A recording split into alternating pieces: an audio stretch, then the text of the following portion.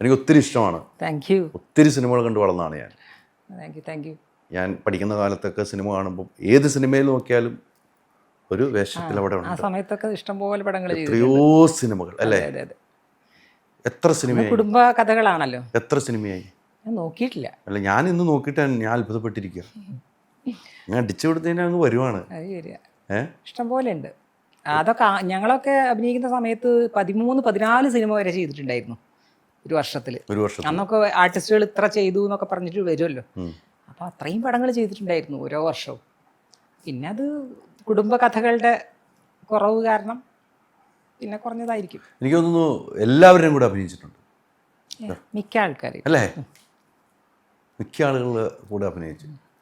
ലാലേട്ടൻ എന്ന്, മമ്മൂക്ക, അതെ, അത് അടുത്ത് പറയേണ്ട പേരുകളാണ്. സുരേഷ് ഗോപി ചേട്ടൻ, ജയറാം, മുകേഷ്, ജഗദീഷ്, പിന്നെ ആരും ആ സമയത്ത് ഉണ്ടായിരുന്ന എല്ലാവരുടെ കൂടെ അഭിനയിച്ചിട്ടുണ്ട്. അവരൊക്കെ ഇപ്പോഴും ഉണ്ട്, ഇപ്പോഴും ഇല്ല എന്നുള്ളതല്ല. അന്നൊക്കെ അവരുടെ നല്ല സമയമാണ്. സിദ്ദീഖ്, എനിക്ക് സീനത്ത് എന്നൊരു ആക്ടറിൻ്റെ ജീവിതം എനിക്ക് തോന്നുന്നു നാടകത്തിൽ നിന്നാണ് വരുന്നത്. പിന്നെ ഡബ്ബിങ്ങിലേക്ക് പോയി, ടെലിവിഷനിലേക്ക് പോയി, എല്ലാ മേഖലയും കൈവച്ചു. അതൊരു വലിയ ഭാഗ്യമല്ലേ? തീർച്ചയായിട്ടും. അല്ല, അത്തരം ഒരു ഭാഗ്യം എല്ലാവർക്കും കിട്ടണമെന്നില്ല.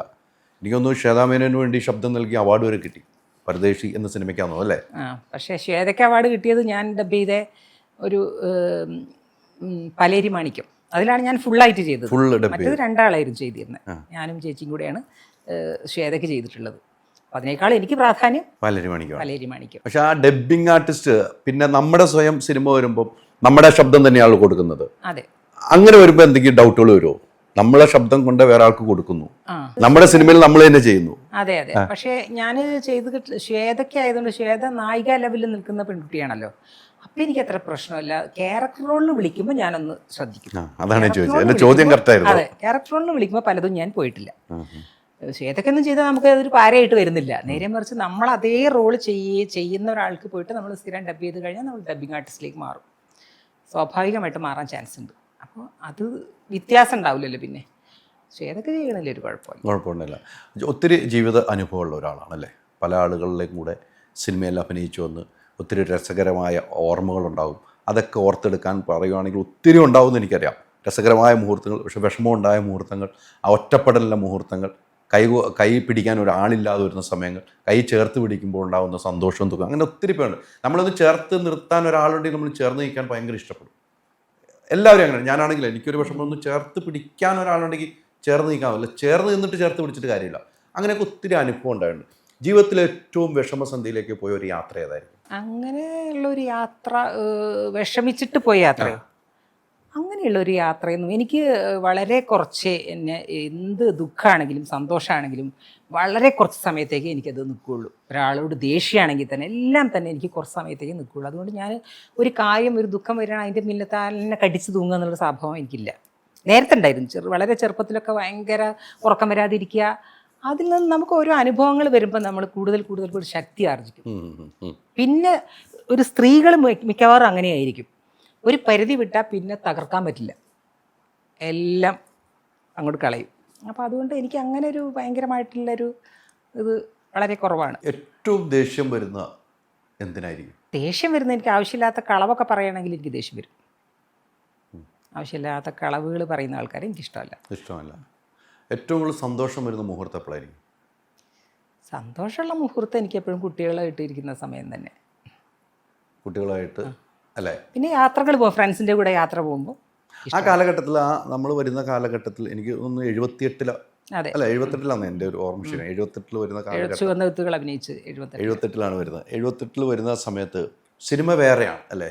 അതെ, നമ്മൾ സിനിമയെക്കുറിച്ച് അറിയാമെങ്കിലും സിനിമ വേറെയാണ് അല്ലേ? നിലമ്പൂർ എന്ന സ്ഥലത്ത് അല്ലേ, അവിടെ നിന്നാണ് വരുന്നത്.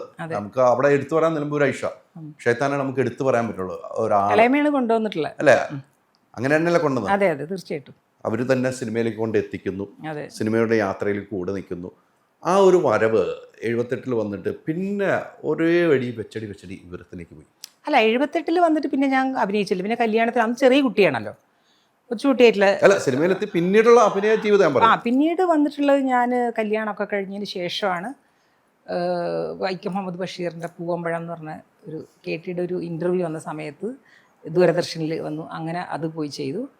പിന്നെ കമണ്ടലു എന്ന് പറയുന്ന വിജയേഷിൻ്റെ ഒരു സീരിയൽ അഭിനയിച്ചു. അവൻ്റെ ക്യാമറാമാനായിരുന്നു എസ് കുമാർ.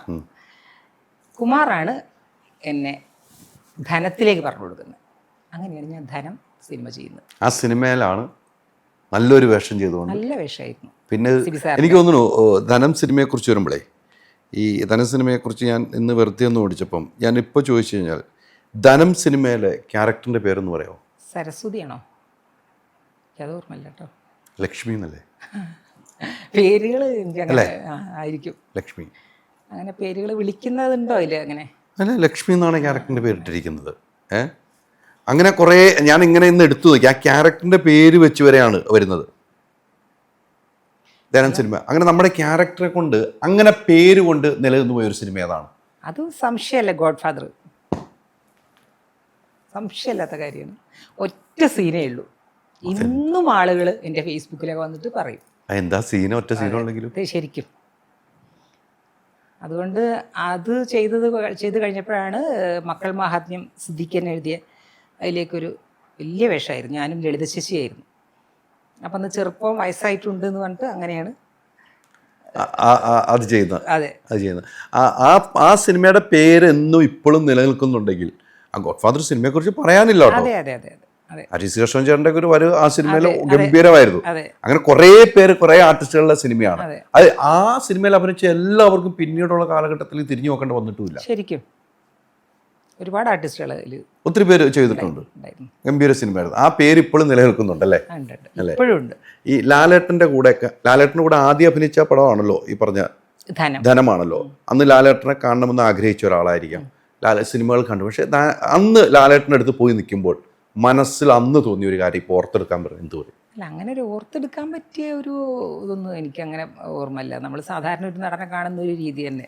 നമ്മൾ ഇഷ്ടപ്പെടുന്ന ഒരാളെ നേരിട്ട് കാണുമ്പോൾ ഒരു സന്തോഷം ഉണ്ടല്ലോ, അത്ര തന്നെയാണ്. എനിക്ക് തോന്നുന്നു ലാലേട്ടൻ, മമ്മൂക്ക ഈ രണ്ടുപേർക്കും രണ്ട് വ്യത്യസ്തമായ സ്വഭാവങ്ങളാണ്, രീതികൾ അങ്ങനെയാണ്. അത് രണ്ടുപേരോടും ഒരുമിച്ച് അഭിനയിച്ചിട്ടുണ്ട്. രണ്ടുപേരോടും അഭിനയിച്ച് ആ ലൊക്കേഷനിൽ എപ്പോഴും നമ്മൾ ഒരു സ്നേഹം, ബഹുമാനം, അതോടൊപ്പം തന്നെ ഒരു വാത്സല്യം ഇത് കിട്ടുന്ന ആരിൽ നിന്നായിരിക്കും? നമുക്ക് കിട്ടുക, അങ്ങോട്ട് കൊടുക്കും. നമുക്ക് കിട്ടും. അങ്ങനെ വാത്സല്യം ഒന്നും കിട്ടാൻ എന്താ, നമ്മൾ അങ്ങനെ ഇല്ല.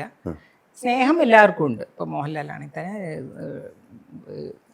രണ്ടാളും, മമ്മൂക്കയാണെങ്കിലും അങ്ങനെ തന്നെ. പക്ഷെ രണ്ടാളും രണ്ട് രീതിയാണ്. മമ്മൂക്കാനെ കുറച്ചും കൂടെ വാത്സല്യം നമുക്ക് അങ്ങോട്ട് തോന്നുന്നത് മോഹൻലാലിന്റെ അടുത്താണ്, ബഹുമാനം കൂടുതൽ തോന്നുന്നത് മമ്മൂക്കയുടെ അടുത്താണ്. Ultra modern kitchen devices. ഒരു കിച്ചണിൽ വേണ്ട എല്ലാ ലേറ്റസ്റ്റ് ബ്രാൻഡുകളും ഇവിടെയുണ്ട്.